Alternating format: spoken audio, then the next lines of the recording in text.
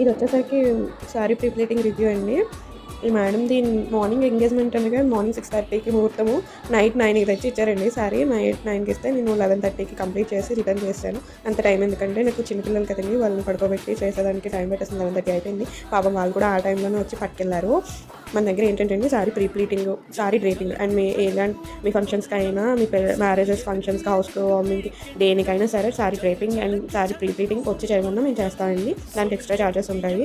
ఎవరికైనా డీటెయిల్స్ కావాలి అనుకుంటే కనుక ప్లీజ్ వాట్సాప్ చేయండి. వాట్సాప్లో నేను డీటెయిల్స్ అనేది షేర్ చేస్తాను.